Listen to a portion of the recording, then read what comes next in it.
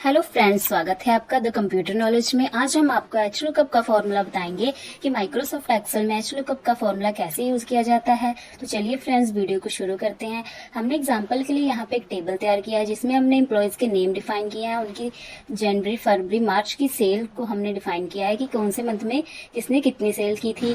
तो अब हम आपको यहाँ पे HLOOKUP का फॉर्मूला अप्लाई करके दिखाते हैं कि HLOOKUP का फॉर्मूला कैसे वर्क करता है। तो चलिए फ्रेंड्स, यहाँ पे जैन के जो नीचे वाला सेल है, यहाँ पे हम आपको HLOOKUP का फॉर्मूला अप्लाई करके दिखाते हैं। इक्वल्स टू HLOOKUP, यहाँ पे हमने HLOOKUP का फॉर्मूला एक्टिवेट कर लिया है। ये हमसे क्या डिमांड कर रहा है? Lookup value. लुकअप वैल्यू हमारी कौन सी है? हमने अंजलि का जनवरी का जो हमने सेल देखनी है, तो उसके लिए हमारा जो लुकअप वैल्यू होगा वो जनवरी का मंथ होगा, तो हम इसको सिलेक्ट करेंगे एंड कोमा। अब पूछ रहा है टेबल एरे, जो हमारी अंजलि की जो हमने सेल्स डिफाइन की है इस टेबल एरे में डिफाइन की है, तो यही हम सारा टेबल एरे सिलेक्ट करेंगे। उसके बाद कोमा। अब हमसे पूछ रहा है रो इंडेक्स नंबर। फ्रेंड्स, जो HLOOKUP होता है उसका मतलब होता है हॉरिजॉन्टल वैल्यूज को देखना, यानी कि जो हमारी रो वाइज वैल्यू होती है उसको देखना हमने, कि जो हमने यहाँ पे देखी है अब इस टेबल एरे में जो अंजलि की रो है वो कौन से नंबर पे आ रही है। इस टेबल एरे में फर्स्ट नंबर पे हमारी ये नेम वाली हेडिंग है, सेकंड पे आंचल की सेल्स डिफाइन है, प्रथम की है, थर्ड पे, फोर्थ में हमारा अंजलि की जो सेल है वो डिफाइन की गई है।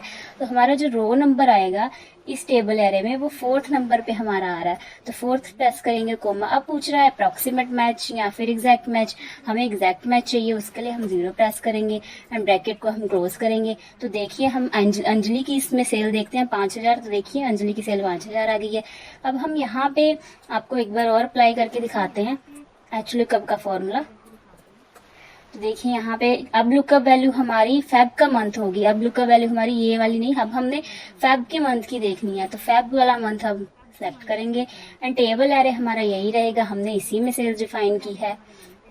उसके बाद पूछ रहा है रो इंडेक्स नंबर।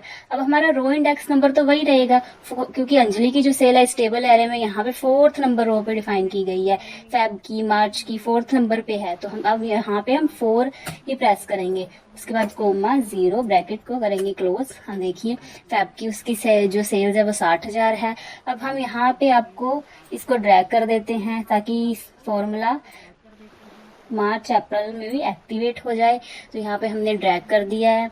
अब यहाँ हम विशाल की सेल्स को देखेंगे, उसके लिए हम HLOOKUP का फॉर्मूला अप्लाई करके आपको दिखाते हैं। अब हमारी लुकअप वैल्यू पूछ रहा है, लुकअप वैल्यू हमने जनवरी की देखनी है, तो जैन का मंथ लेंगे एंड कोमा। टेबल एरे हमारा यही है क्योंकि हमने इसी में डिफाइन की है सेल्स एंड कोमा। अब हमसे पूछ रहा है row index number. Row index number अब हमारा चेंज होगा क्योंकि जो विशाल की रो नंबर है वो इस टेबल एरे में 5th नंबर पे आ रही है, first, second, third, fourth and fifth number पे आ रही है। अब हमारा रो इंडेक्स नंबर होगा 5, कोमा और 0।